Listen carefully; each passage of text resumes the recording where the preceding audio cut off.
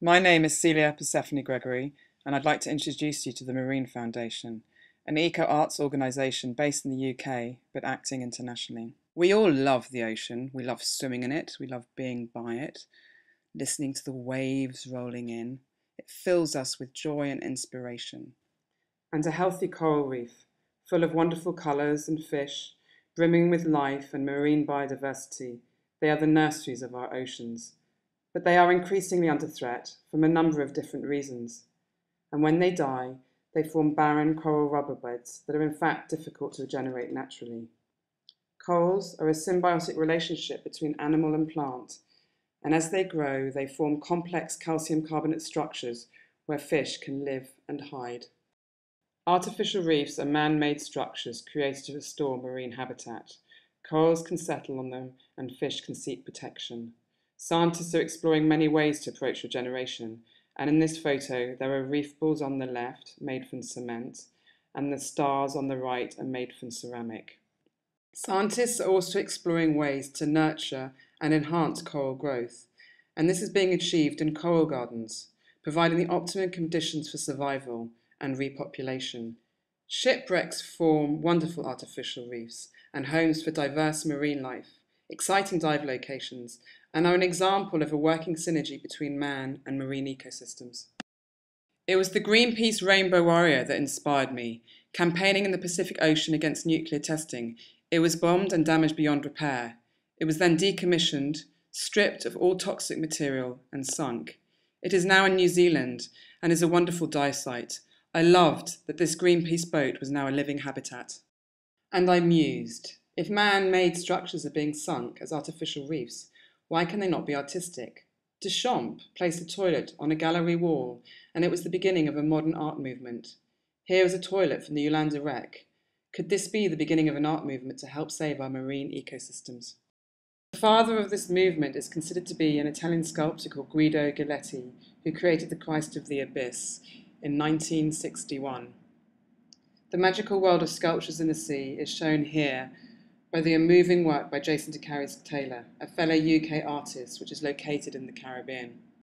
Over time, marine life makes the sculptures their home, bringing an ever-evolving and unknown aspect to these artworks, which creates stunning and inspiring photography. Jason has created an underwater sculpture park in Mexico where storms damaged the natural reefs. In this stunning work, fan corals have been used for the wings. This is an example of coral transplantation, which he has also used in this artwork for the coral plant pots. Jason uses a pH-neutral cement to create these artificial reefs. In this work of a Volkswagen Beetle, several interesting animal attracting details have been incorporated. Special holes where only juvenile fish can enter, and within, a bespoke designer home for lobsters. There are interesting projects all over the world. This is a memorial park in the USA, which I think looks more like an underwater Narnia. And this is a bizarre work that is in Cozumel, Mexico. Here is a bronze mermaid created by Simon Morris in the Cayman Islands. And I recently came across this artificial reef project in Florida, which is an example of an abstract design. This project in the Maldives of a yin and yang sign is made using a technique developed by a reef regeneration group called CMARC.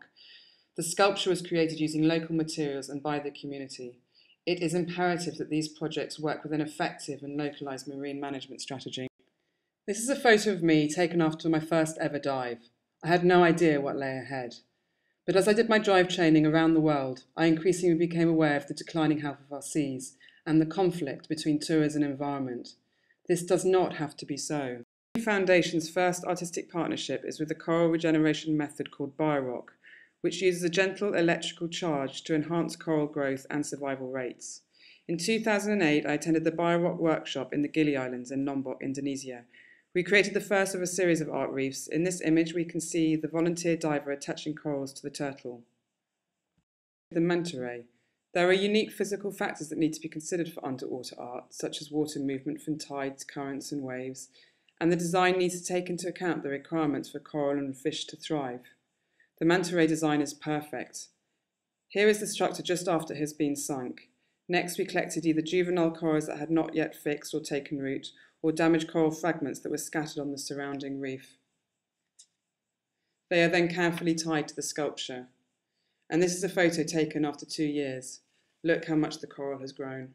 It takes a whole team to bring the project into reality, and it is this community integration at all phases that is key to our success. We now move location to a stunning bay in the northwest of the mystical island of Bali. The design for the coral goddess was inspired by their unique culture. A stone carving of a devotional goddess is selected to be placed within a lotus flower, a sacred Hindu symbol for unconditional love. The lotus flower is constructed using welded and sculpted rebar, and here the Biorock team is hard at work. The gentle electrical current required by the Biorock coral restoration method is created for this project by a green energy source, wind and solar. Before being sunk, the sculpture sits on the beach and is a wonderful way to educate and raise awareness, as well as a fun photo opportunity. The sculpture was blessed during a traditional Balinese ceremony, they believe giving her magical powers to heal our seas. Just after being sunk and still in her ceremonial dress, this wonderful photo was taken of Kaman, the Biorock Centre's manager. Beautiful images these artworks generate that makes these projects so media friendly, helping us all connect to the marine issues in a creative and positive way. Here is the coral goddess a year later. The eco project in Permutoran, where she is located, won the United Nations Development Award, and as reefs around the world decline in health, it is very inspiring to have projects where the health has improved. This art reef was created in partnership with Deus, an international surf and bike brand with a flagship store in Bali. As ocean lovers, it made sense to use the unique skill of their workshop to create the Deus Biorock. It was transported by boat to Gili Trawangan, an island with no motor vehicles. It proved to be a great success, as for some, this was their first time on a bike. A popular tourist destination, the project attracted lots of attention before literally being carried into its new underwater home. Deus, in-house photographer Nicole Golzer, did a fab photo shoot. These images were used on their blog and in media around the world. In an era of cyberspace, when a good image can have an ongoing viral life, the potential to raise awareness is exciting. The potential for photography is innovative and creative. With modern technology, a new world is opening up to us. This stunning image was taken on the coral goddess.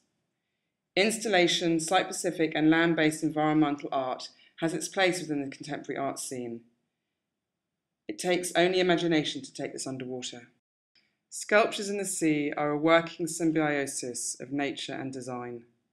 The installations are interactive and fun. The sculptures are coral and fish nurseries, and if set within marine management strategy and with working environmental and science partners, they are serving a greater purpose. The Marine Foundation aims to provide real, action-based solutions to the environmental issues we face in a creative and positive approach. Come share my dream, a healthy ocean for all future generations.